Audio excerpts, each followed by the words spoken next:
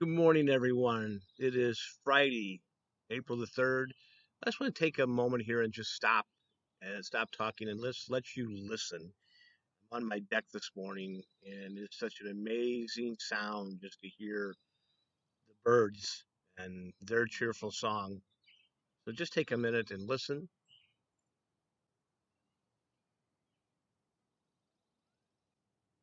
It's amazing that as we go through times like this, that you can go outside and sit and just hear God's creations. And I know for me, sometimes I just take that for granted and then have to realize that, you know, God has this covered.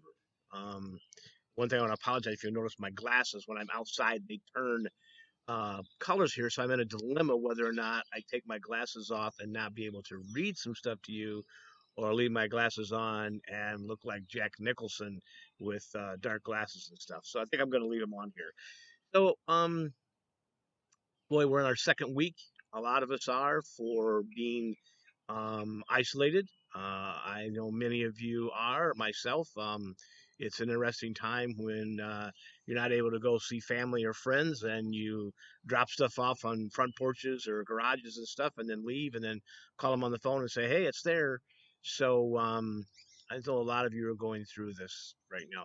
I'm doing some interesting reading here, and this is out of a devotion that I have. And I just wanted to read this to you because it's so to me it was so much what we're talking about. It's called Hope and Power. Was my arm too short to ransom you? Do I lack the strength to rescue you? Isaiah 52.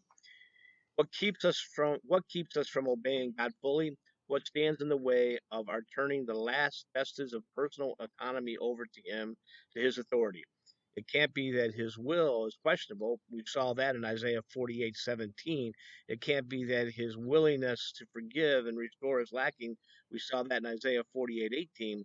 Could it be that His power is insufficient to meet our needs? Do we question His ability to intervene in our deepest troubles and our darkest hours? We would never overtly question it in our minds, the power of God. We know better. We believe that He created the world, and that He holds it in His hand. But now, now relevant is the power to us. Sometimes we wonder when a situation is somewhat difficult, we feel that prayer may still have a chance. But if situations really bleak, we give up our faith and an answer will come. The degree of difficulty influences our perception of God's ability to work. Why? Why would we level of difficulty have anything to do with whether we believe God will answer it or not? He has been clear throughout Scripture. There is nothing too difficult for him. We believe in God who parts the seas, who slays Goliath, who heals the blind and the lame, who cleanses lepers, who turns water into wine, who cannot be held in a tomb. What is it about our situation that causes us to give up hope? Indeed, if you've ever maintained hope when problems are solvable and then give up hope when they are not, you have forgotten the God of impossible. Your situation does not scare him.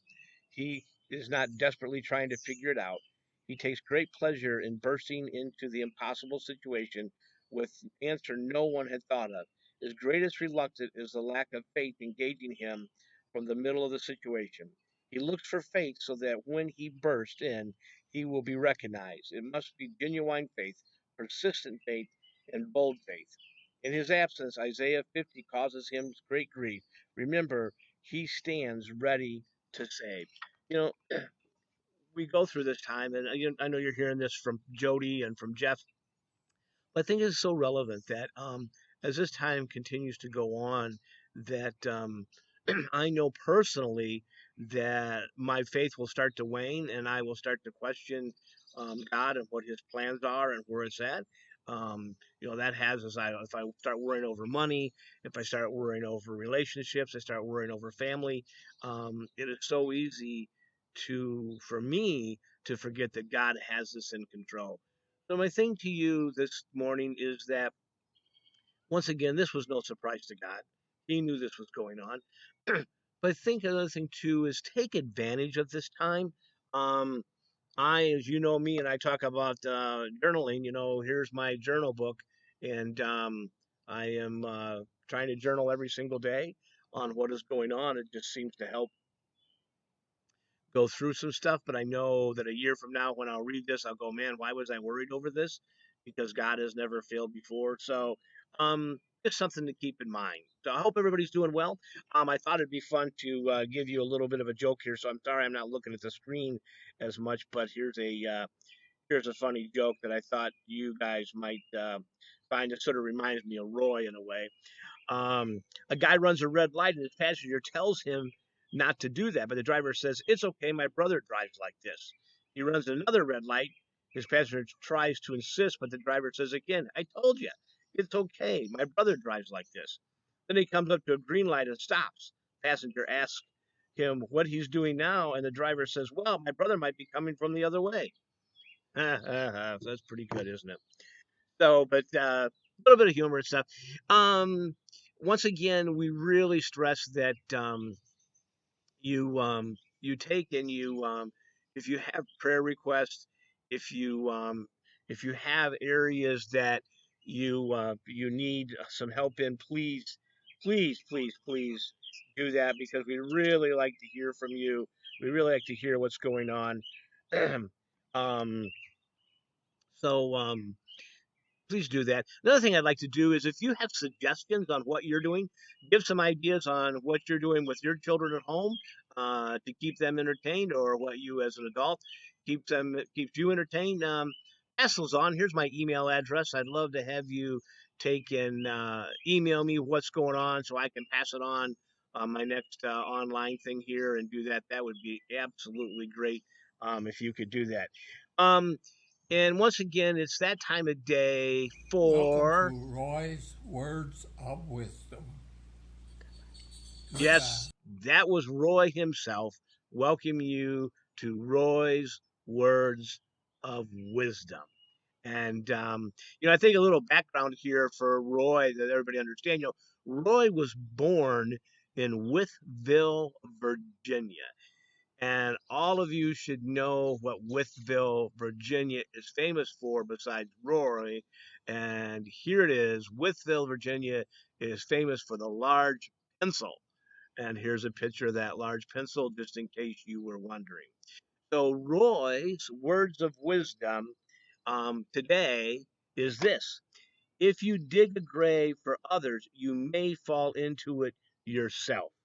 Um, that's an old proverb from Roy, and I felt many times Roy was digging a grave for me. I think you may have heard the story that when I met Roy the first time, he looked at me and said, "Don't get too comfortable because you won't be here long."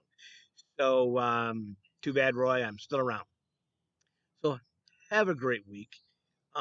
Continue to pray for others. Continue to bring your needs up on the website.